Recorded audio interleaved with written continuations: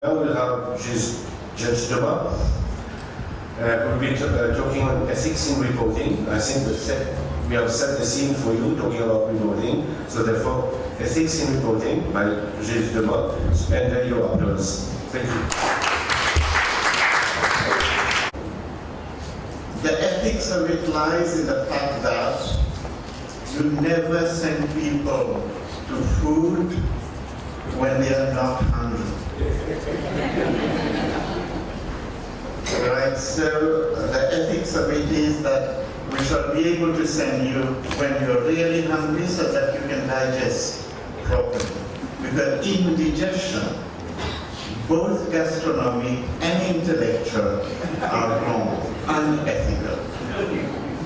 Now, two speakers were talking to each other. And one said, I get very, very worried when I am speaking and somebody just keeps looking at his watch. And the other one said, oh, I get very excited. He said, why? He said, I only get worried when he starts putting the watch at his ear.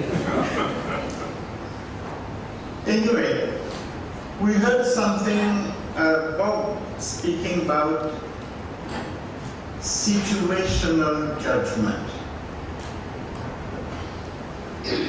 I picked it up because having worked with codes of ethics of all types you can think about. Even now I am chairman of so many ethical committees. The first problem I find is what Mr. Kulkarni said, the disconnect between what we are talking about and what happens at the grassroots. You can bring all these aspirations, all these theories, but your first question is, when there is an ethical problem, how do you resolve that? All right. Now, Mr. Kunai also spoke about subjectivity, removal of subjectivity. How do you remove subjectivity? In all his address, you shall see that the system has been redesigned for the maximum removal of subjectivity. Methods and techniques have been revamped.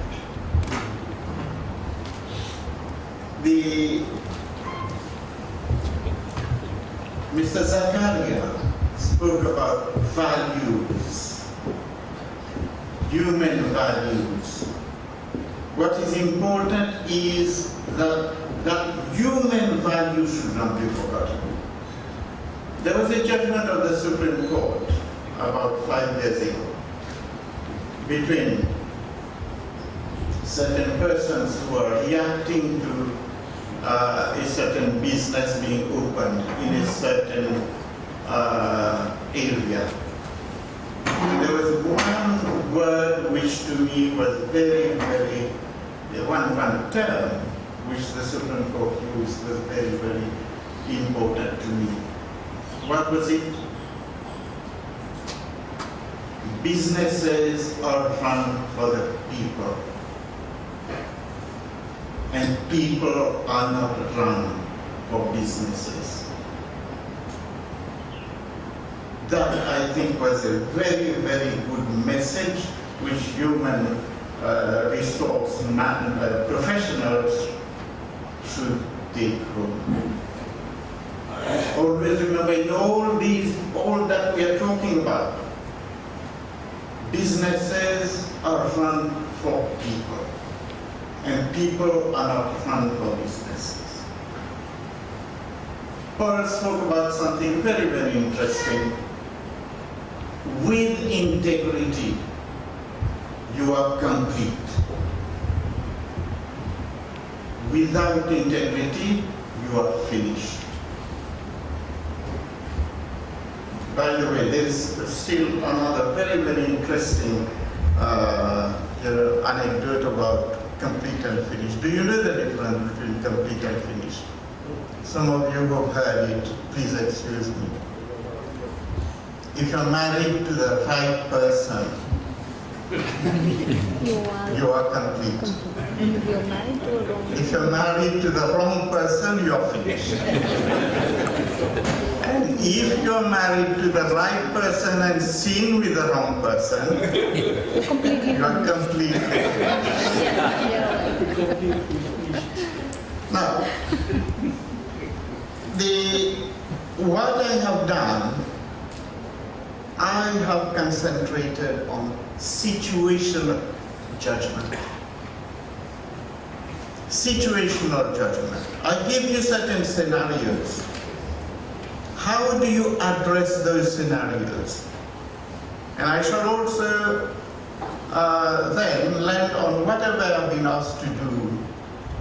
Take the Enron case and try to see where did they go wrong, how did they go wrong, so that you don't repeat the mistakes. There are lessons to be learned from the Enron case. And can I just tell you one other thing? Ethics in financial reporting.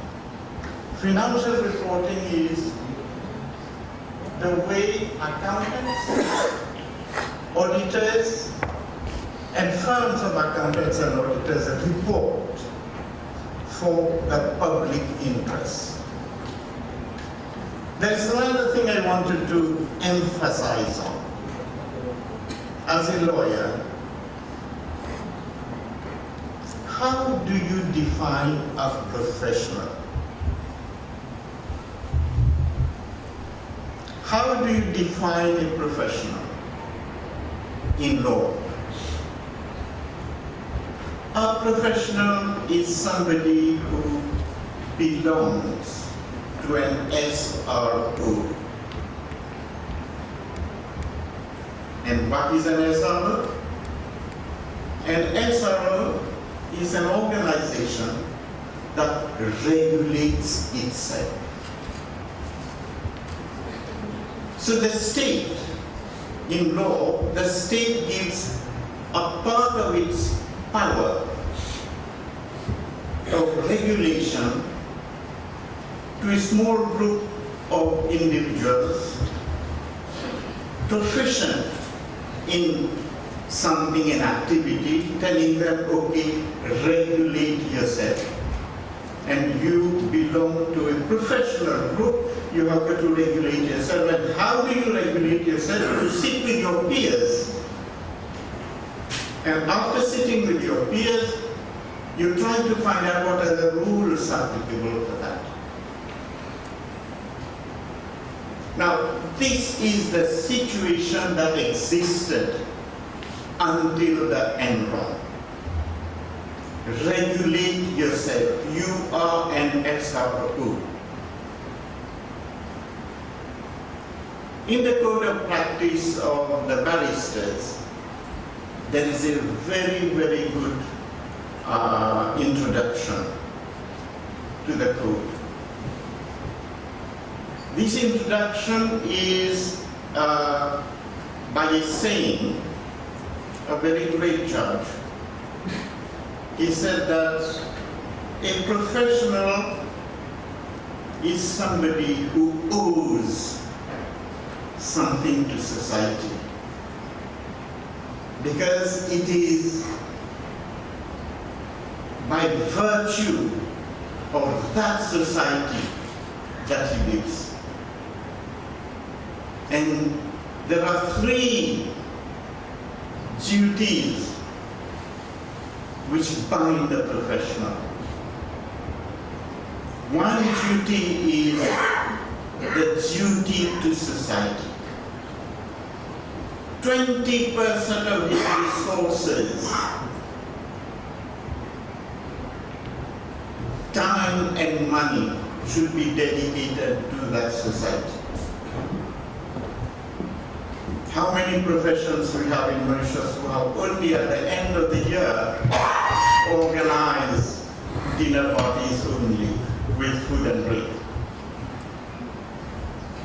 The second thing a professional does, he enhances his practice with everything that they do daily. The same thing he may have done yesterday, but when he does it next time for another client, he improves upon it, enhancing of his professional work. And the third thing that he does is that he ensures that the values that he has obtained as a professional, he passes it on to the new generation, so that those values, those professional values are sustained. Civilizations have crashed because values have not been passed from one generation to another. Countries have crashed because values have not been passed from one generation to another. Families have crashed because values have not been passed from one to the other. Individuals have crashed because the values with which they were born were not passed from one generation to another, from one time, from one phase of life to another. So the passing of values, this is the definition of a professional under the law. All right, and the duties and the responsibilities of a professional. Anyway, how do we now apply? You will note that public interest, the first duty to society, public interest comes first. There is nothing less than that. You are not a professional. If in the morning you go, you work, afternoon you come, and you say, okay, I'm not concerned with what others are doing, I'm not concerned with society, all that I'm concerned with is my bank balance, is my salary. And when I go, I have got my card, I'm a professional, I have passed this, I have passed that. If you have business, I am available. You are not a professional. You are a pseudo-professional. You're contributing absolutely nothing to society. You are doing everything for yourself. You are basically a businessman. Right. How do you become a professional day to day? What are the ethics? How do you apply these professional ethics?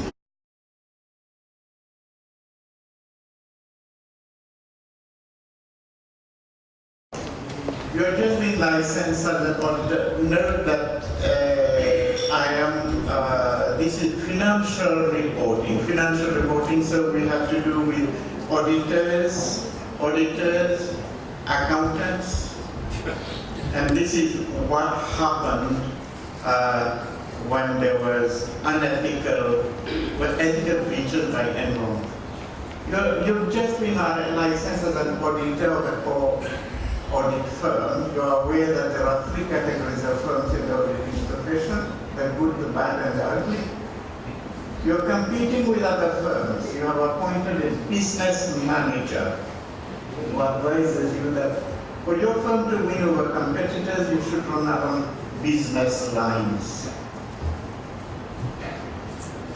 How would you respond to that business advice? What are the measures you would take?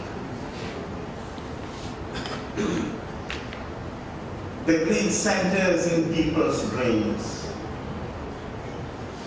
On the first day you arrive to carry out the audit of a client, the chairperson of the board receives you in his sumptuous office. In course of conversation, he learns that you have just sent your son to study. at a university abroad for 3 years.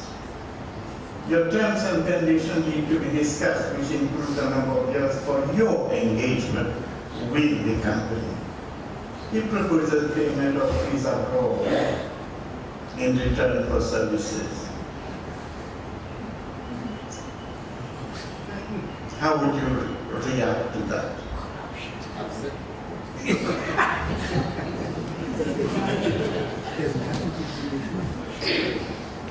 In course of the audit of a particular client, you find that it wants to dispose of a particular flat, which would become handy for you at the time you are thinking of getting married. You'll be able to persuade your would-be wife to pose as the buyer. The client is agreeable to sell it to you for 8/12 of its market value. How would you go about resolving the situation? For those of you who are not initiated in 8/12 of its market value, in Mauritius in law, it would be lesion. You cannot sell a property for more than 7/12 of its price. In other countries, it doesn't exist. All right, you can challenge if a property has been sold for more than 7/12. Okay. Situation 4. Next time I run this slide, I would entitle not scenario but situation judgment 4. You are auditing a particular hotel. You have set a weekend to do so. You want to do so with a room for yourself and your family for the weekend. Will that be an ethical way of discharging your professional duties? Real situations.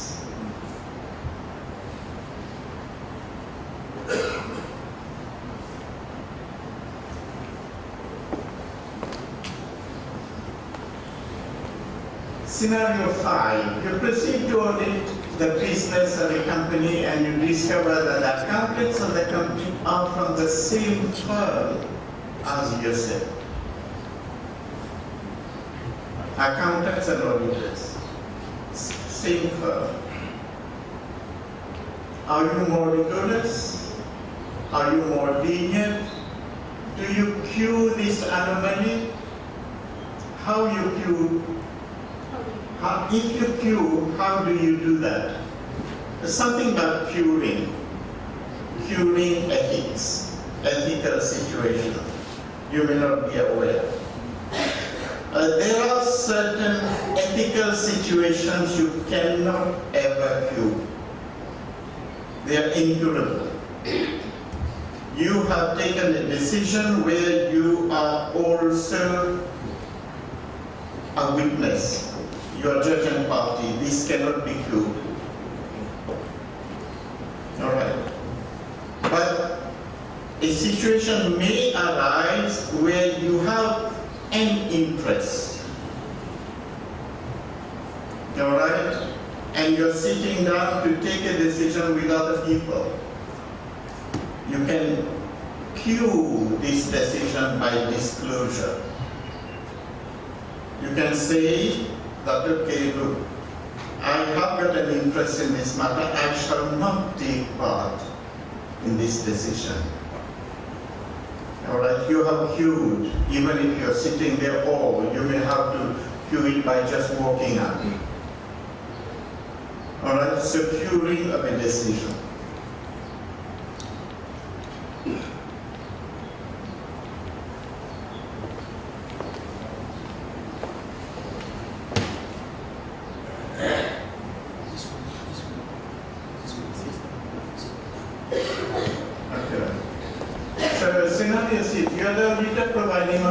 Services to company A, you are called upon to be director of a related company to company A?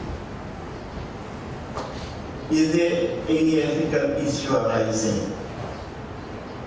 If yes, how would you resolve that? By disclosure to the board? By disclosure to the regulator? By designation as auditor? Or by designation as director? Scenario 7. You have to catch a flight in the evening, and the audit report has just landed on your desk in your capacity as an engagement quality control reviewer. You call the auditor whom you know very well and speak to him. It is a listed company involved. On the strength of the verbal communication, you give your green light for signature. Nowadays, there is something you may be aware of. It goes by the term professional skepticism. What is professional skepticism? Previously, in law as well. If a paper were presented to you by a colleague who is equally a professional as yourself, you could just say, okay, just put it there, I'll sign it and send it. Nowadays, after Enron, there is no longer the situation, the legal situation. The legal situation is that as a professional yourself, you have got to cross-check. You have got to assume that that paper is wrong. You will not check everything, but you will check certain main aspects before you give your signature. Always exercise a skepticism on any papers given to you.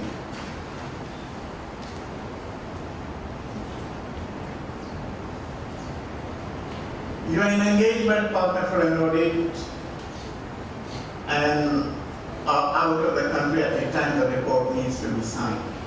Your partner offers to sign on your behalf on condition that the firm disclaims responsibility for saying, and he for one signs as your agent and not your principal.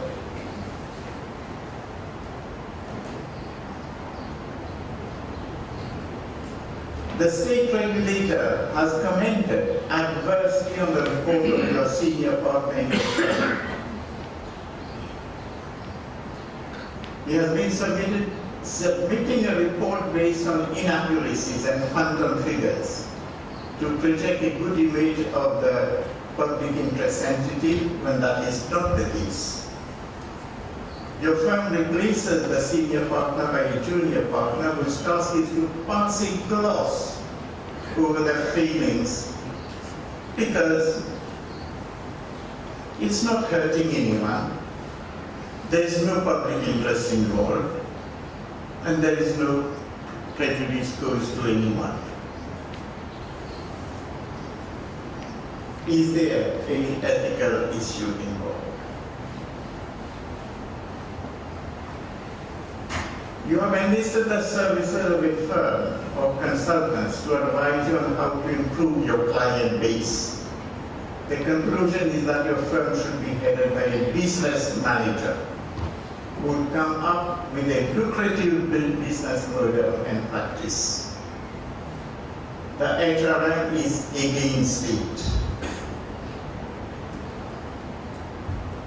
Human resource manager who is a professional and wishes to give his resignation. What is the corporate ethical issue involved in the matter?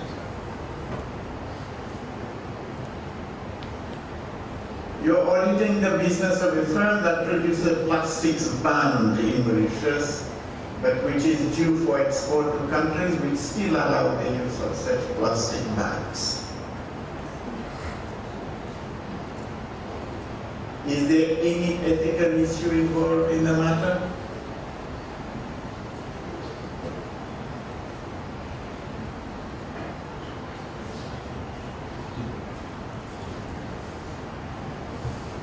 Environmental issue, public interest issue.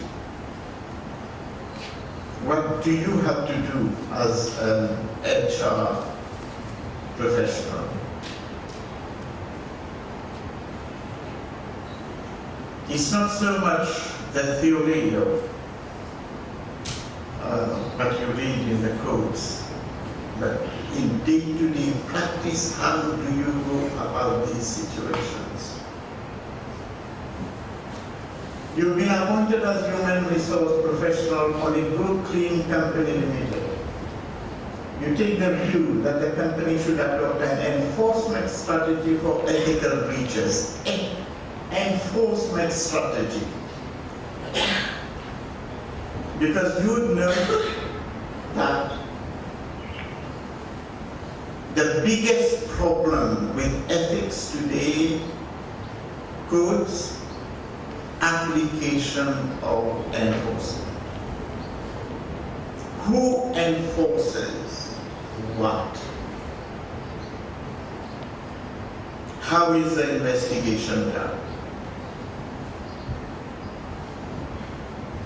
What are the ethical issues involved? Which strategy should include sections? Sections. What are the sections that should be imposed for breaches?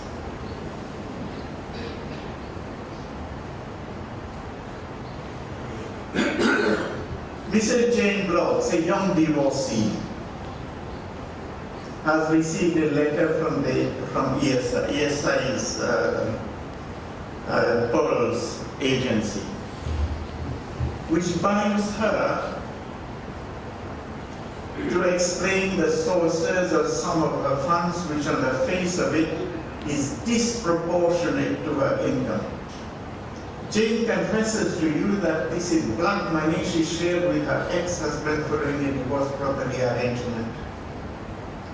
She requests you to window dress it as returns of a business of exporting corn, which she inherited from her father, now deceased, for any type of favors in return for any type of favors or payment in cash or in kind to save her from ignominy. She needs a report from you, even if unsigned, to be attached to her affidavit meant to be submitted to yourself. What are the professional ethical issues involved in the situation? How would you go about resolving them?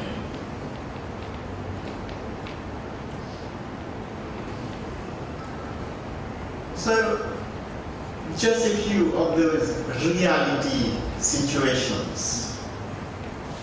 What is the law on the matter? Well, remember that we are limited to financial services.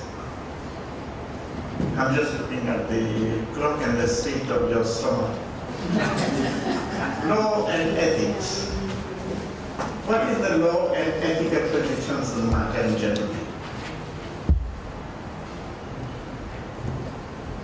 The problem that we face with implementation of ethics is that there is a lot of literature, very important literature, but people cannot understand exactly what should be done in such situations. Bob spoke very, very pertinently on this situational judgment. How do you make a situational judgment when the terms and the expressions are so vague? What is honesty? What is integrity? What is good practice?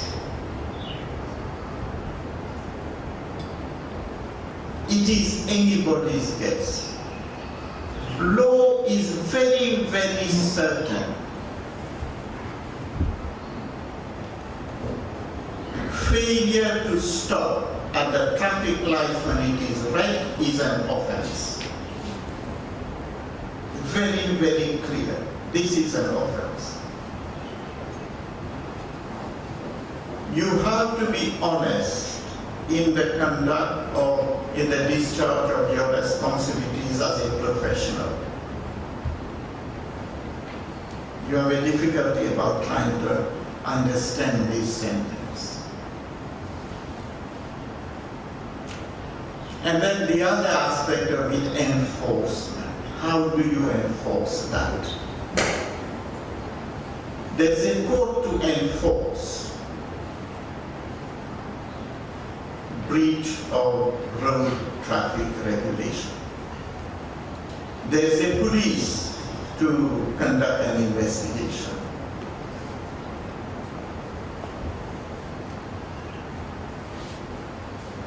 Well, in relation to the Financial Reporting Act, there is section 439, which says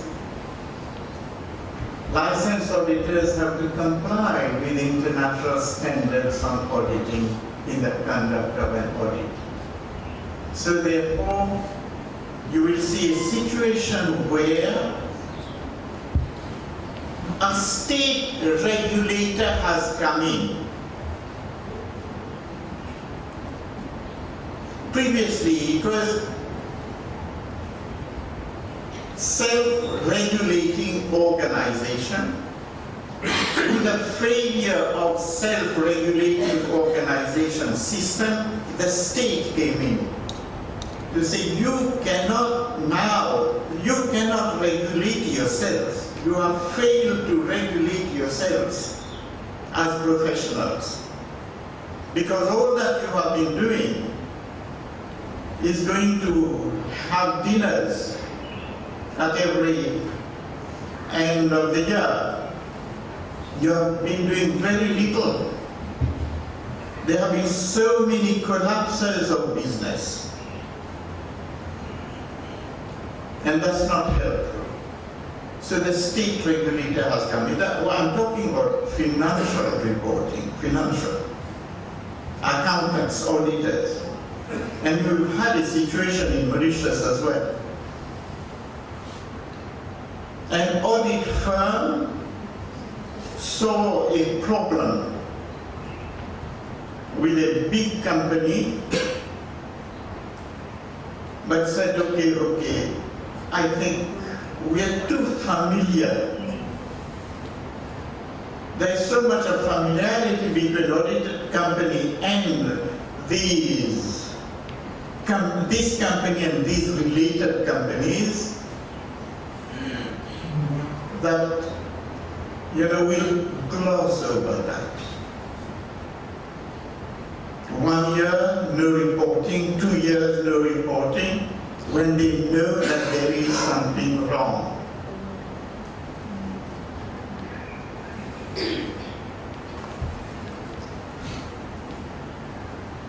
So, an auditor shall carry out his functions in full independence. That is important for all of us. The independence of all professions.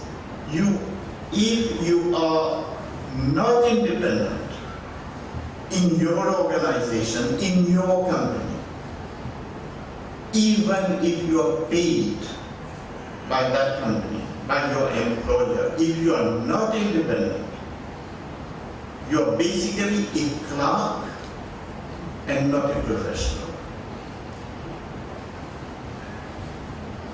I was paid by government of Mauritius as a judge. But my independence was the independence of mind and independence of appearance. In mind, I have got to be independent. I have got to say, look, employer, you are getting it wrong. And in appearance, people have got to ensure that they see me as a person who is there to decide the matter on objective facts laid before him. Professionalism is independence. Without independence, you cannot call yourself a professional. And what is independence? Independence of mind and independence of appearance.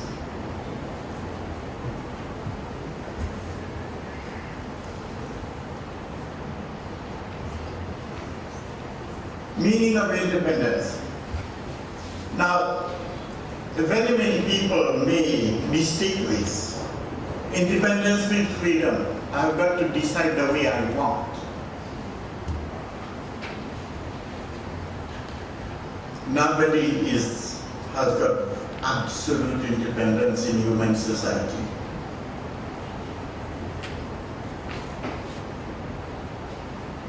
Independence to act, freedom to act the way you want. Nobody has that absolute freedom. Only me libre, mais on n'est pas tout dans les faits. We are all born free, but we are all in chains.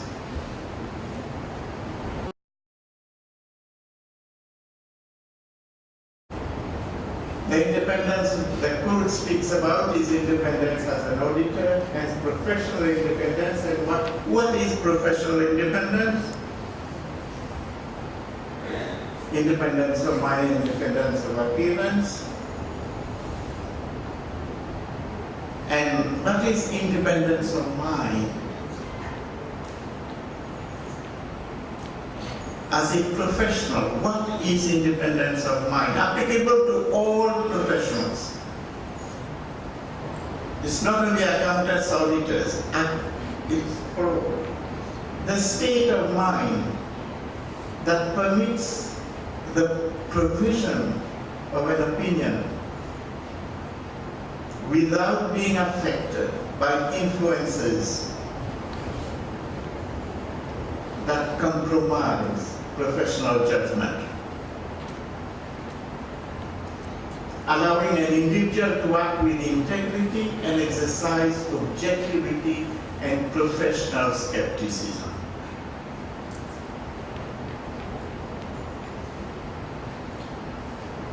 This is the definition in law of what is independence, professional independence. Independence of appearance. Independence in appearance means the avoidance of facts and circumstances that are so significant that a reasonable and informed third party, having knowledge of all relevant information, including any safeguards applied, will reasonably conclude that the integrity, objectivity, or professional skepticism of a firm or a member of the audit team had been compromised. I have got to just explain this to you. It's very complicated for non-lawyers. Previously, you know that it used to be justice should be done, not only done, but seen to be done. But seen to be done, seen by whom? And there are so many people who just come up and say that, okay, justice was not seen to be done. So the person who comes up should have all of the facts and circumstances in hand to be able to decide. an objective, reasonable observer analyzing everything on facts and circumstances should reasonably conclude that justice was not done. There was a compromise of appearance. Let me take an example. I have sat on so many cases against or for State Bank of Mauritius or Mauritius Commercial Bank. I have got an account at State Commercial Bank. I have got an account at State Bank of Mauritius.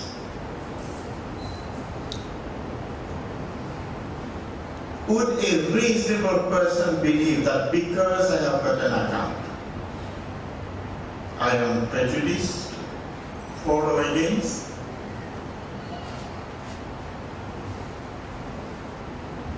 All right?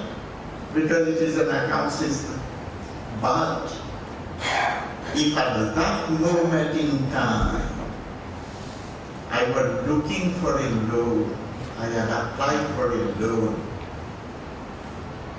around the time I am sitting on decision, that would be different. Because my mind would be influenced by the fact that, okay, this might give me a vantage point for my goal. Facts and circumstances. As everywhere I say, ethical issues are not theories, are not theoretical. Ethical issues are facts. All the time you have got to ask yourself as HR managers when ethical issues arise, please give me the facts and the complete facts. That is why we say in law, the truth, the whole truth, and nothing but the truth. Give me that so that I can decide what is the ethical issue.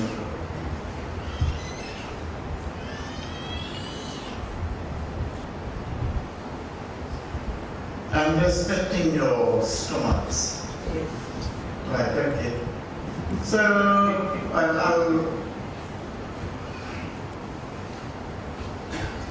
the clash of AA and Arthur Anderson.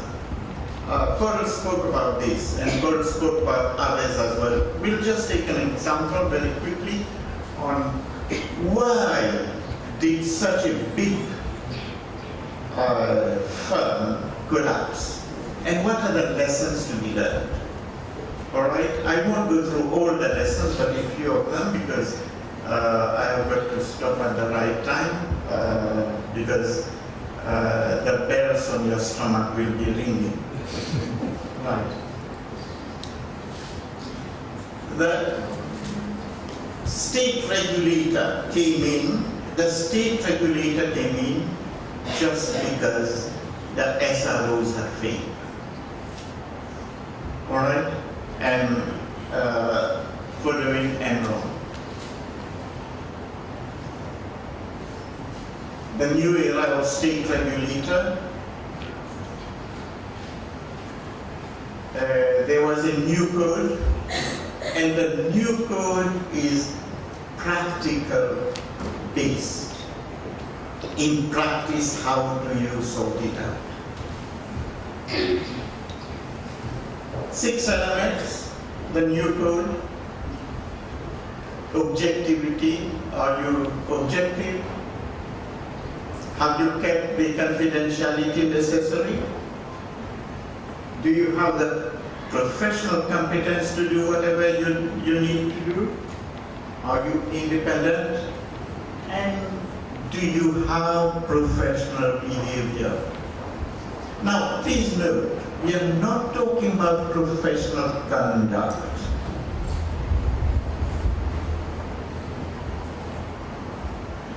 Professional conduct or misconduct is completely different. This is professional behavior. which is larger, which may go even beyond your company. How far will it go?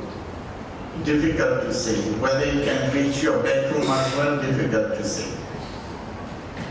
As I said, it all depends on facts and integrity.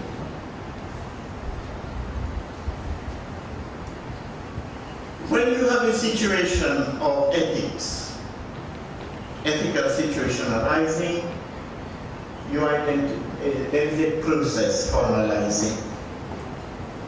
Identify what is the issue, evaluate what is it, evaluate, and then address.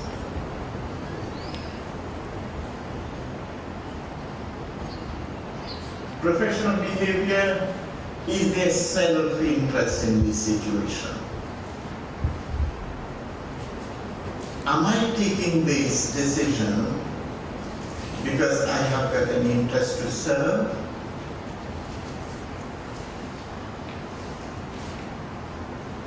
Am I reviewing my own decision? Self-review.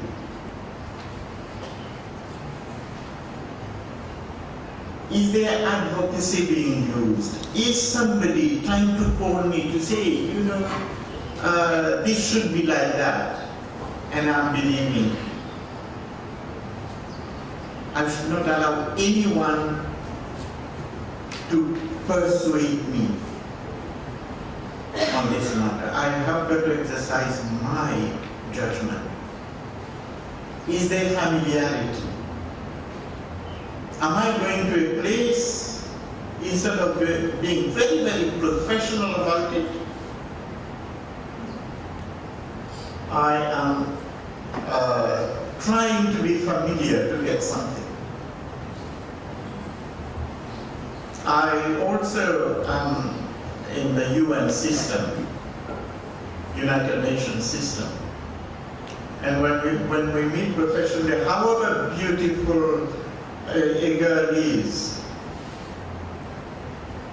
however much I feel that she needs to be complimented, I'll keep it professional. And this is the rule.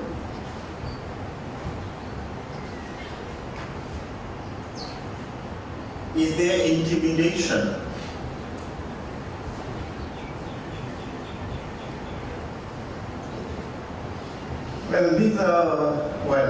This is done in such a way that it hits everyone who sees it and incorporates it.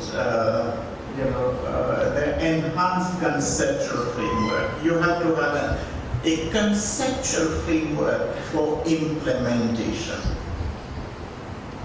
A conceptual framework. It's a world of concept today. So that people, the moment they see that it's represented this way, they know I have got to do this, these are the 5 elements.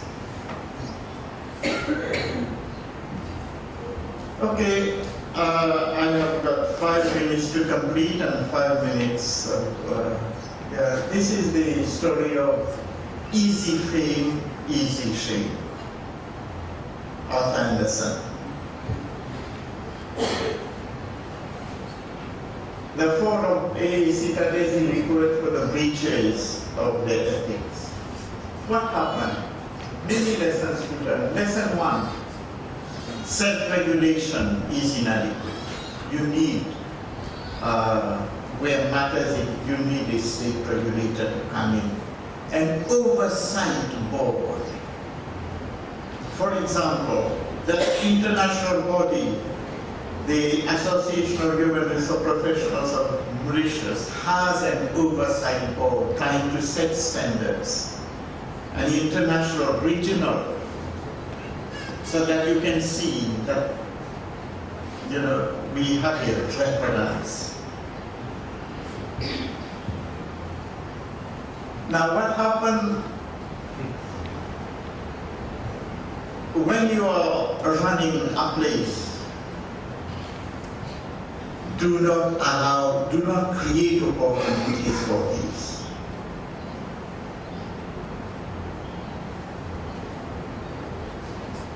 Sometimes when you are in a situation, in a company, and all your time is in the company, your weekends there, and you just go micro, dodo, budo, micro, dodo. You are in a degree. Come out of that shell and see how life is, so that you can see human values beyond the micro, dodo, and budo. Ignorance is not bliss. Be aware. Awareness makes you a human being. Awareness. And remember, the moment you do something wrong and you start getting a benefit out of it, unethical benefit, your appetite grows. Because you think that, okay, I have been allowed one bite, I can have two, I can have three, I can have four, and after a little while, you are burning yourself. You can create your own reality, even if the truth is one. And this is what Enron had done. Created its own reality, far from the truth. You tell a professional, hey, mukui tato mo.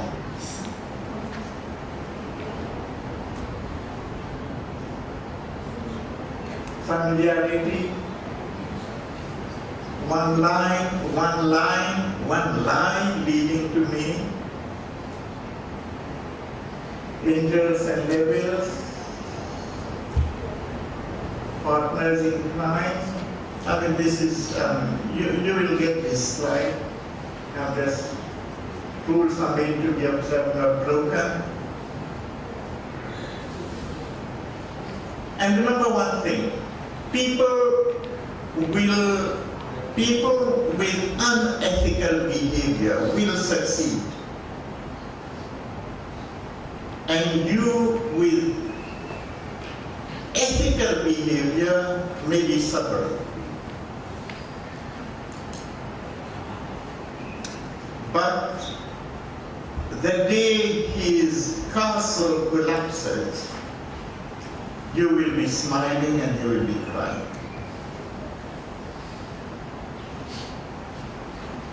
This was the story of Enron.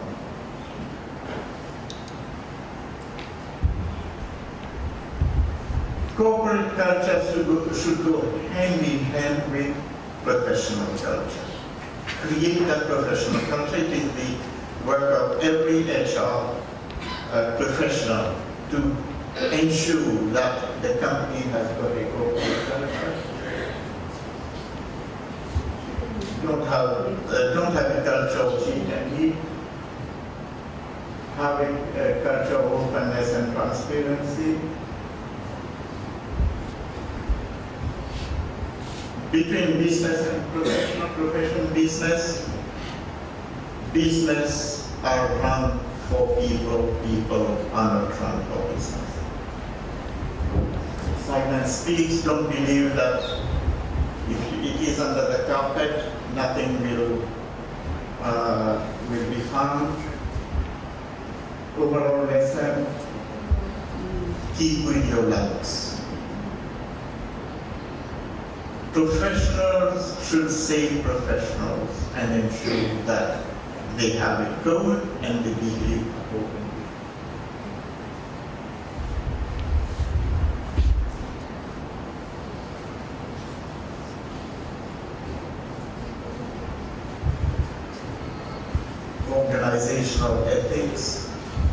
Organizational ethics for HR professionals.